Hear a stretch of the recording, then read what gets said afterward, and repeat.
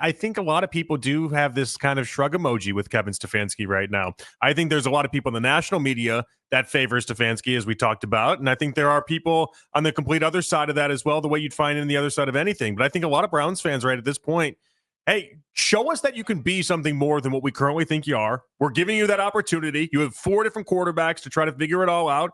Show us something. But right now, I'm very much close. I'm very close to Switzerland, and I'm very close to where I feel like you are as well, where it's more of a shrug emoji than it is anything. Like in having a conversation with a buddy, could I possibly go to bat for Kevin Stefanski as a great head coach? No, I couldn't. Could you go at bat against him, saying he's a horrible head coach? No, I can't. I think that's why we fall in the middle. I think that's why in a lot of these discussions, and that's why a lot of the rankings, you see him right now in that 15 to 20 range, somewhere in that middle pack of NFL head coaches. I've said earlier, Kevin Stefanski has already been given more head coaches than any coach I've ever seen in Cleveland, starting with the decision to move on from Baker and him clearly still having another level to get to in Tampa, including the Deshaun trade, including his record, which is now below 500, including kind of lack of development of players. That's all thrown on Andrew Berry, which I don't think it's just as simple as that, including coming off a 3-14 season. And I've wondered, is he going to get another pass for this season?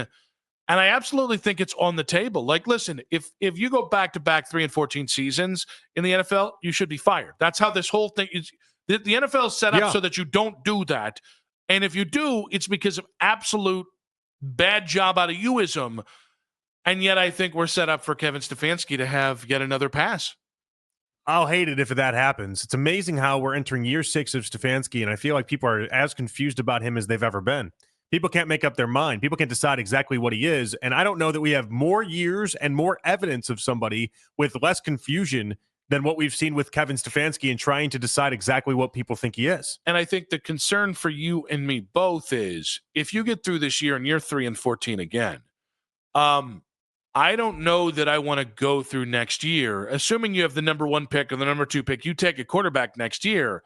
I have no idea how after the first 6 years of this, if 3-14 or 4-13 or 5-12, whatever it is, I don't know how you look at Kevin and have full confidence that not only is this guy to pick the quarterback of the future, but then level him up to where he needs to be and develop him. I can't. That's your answer. I can't have that confidence in Stefanski if he goes 3-14 again. There'll be no way that I could have the confidence within Stefanski in that. And I know some people look at it like, well, you know, if he was given the Packers situation and Aaron Rodgers or Jordan Love, he'd have much different results. Well, guess what? He didn't get that situation. He got the Browns job. And in the Browns job, you got to show that you can actually coach before then you get to an elevated spot, an elevated situation where you do have the quarterback and you do have some of the weapons. Like, I'm sorry. You had your golden opportunity, and the time that you've been here, you've had a decent enough teams to show us that you can win consistently, and you haven't been able to do it. I think, all right, so I agree with you.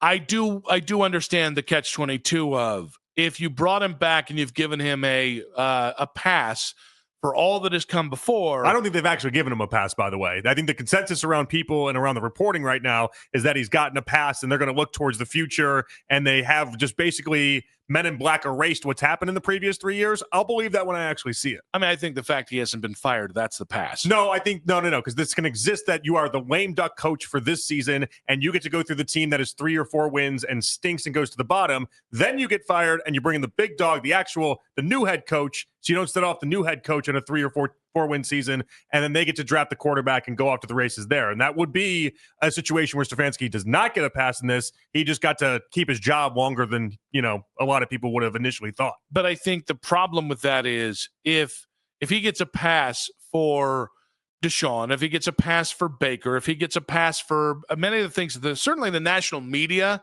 and just by still having a job in some level you get a pass from, it's really tough for this to be the quarterback room we judge off.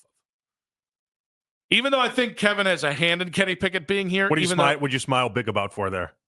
No, I was just smiling. I thought there was a take that you had that off of that you really was new or special to you. No, I just think that's funny.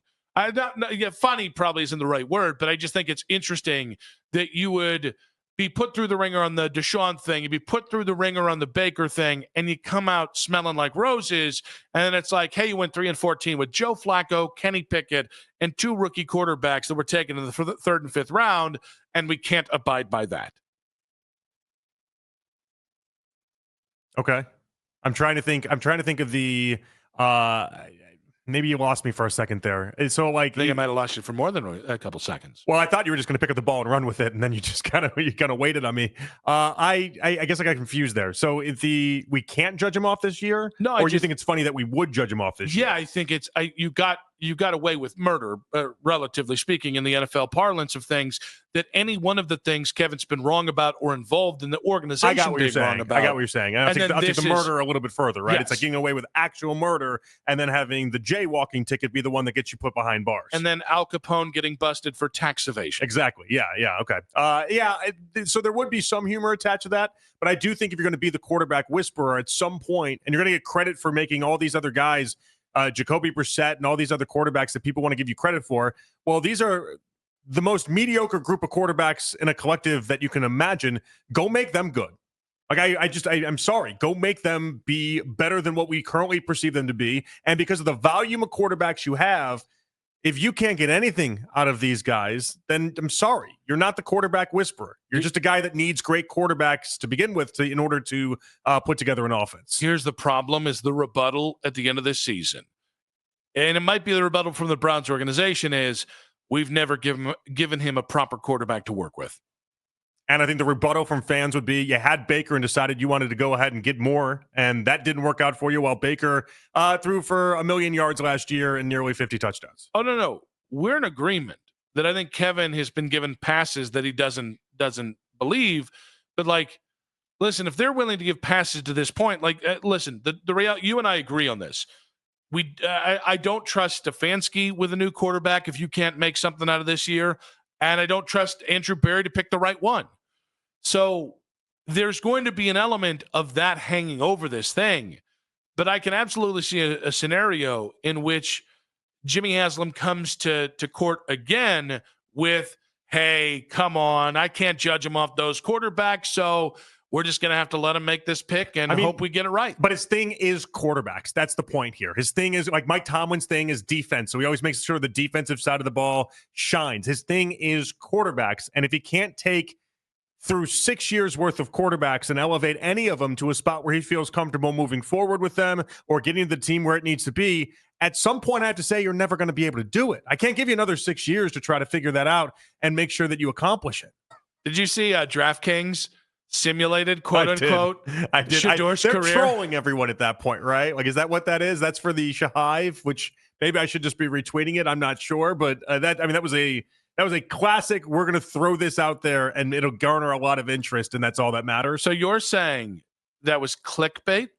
Yes, that's the suggestion that I'm making. So yes. You're suggesting that the good people at DraftKings would do that? They didn't actually simulate that Shedeur would be a 7-time Pro Bowler? They might have simulated it. I just don't know how many simulations they ran to get to that simulation. I don't think they ran a simulation. I think they went to ChatGPT like I did like 6 months or 6 weeks ago. ChatGPT, big fan of Shedeur, by the way. I mean, we've seen it. Everyone that suggests or asks ChatGPT what they think of Shedeur loves Shedeur. Do you know how I know that ChatGPT is a big fan of Shedeur? Well, how's that? Is that I asked them to run a simulation of Shedeur's career 6 weeks ago, and it came up with very, very similar things, which was not 60, which is funny because ChatGPT is supposed to like evolve as you keep moving, and like more information is supposed to help it out a little bit. All it keeps getting is that Shedeur is going to be a Hall of Famer. That's it. You know what? Not bad. While we're on air here,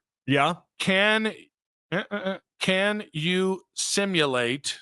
Here we go.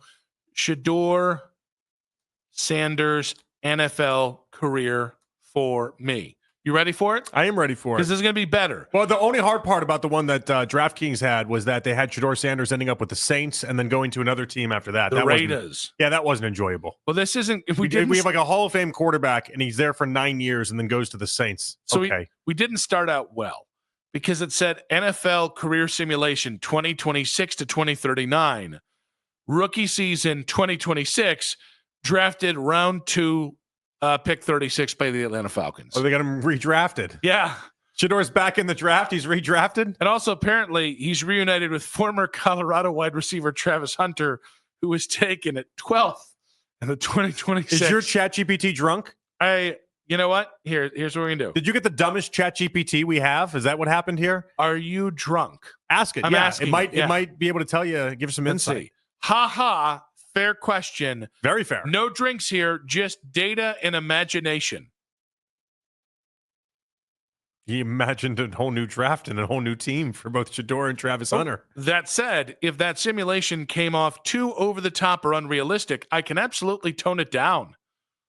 That's not how I like my simulations. ChatGPT is a little too flexible when it comes to that. They just kind of are like, oh, so what do you want out there? And you just have to tell them and you go from there. Just let me know what flavor you're after. Grounded, dramatic, comedic, tragic, or something totally different. Well, you can just tell it. How do I get Shedeur Sanders into the Hall of Fame and what stats would he need? And then it'll give you all the stats that DraftKings put out there to go ahead and get a lot of internet currency. How do I get Shedeur into the pro football You're Hall?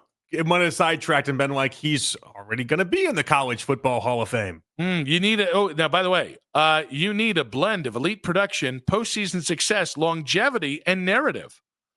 I like that. I like the ChatGPT knows narrative. Was that a diss at Eli Manning? It's a total diss at Eli Manning. ChatGPT just going after Eli? And honestly, probably a diss at Terrell Davis.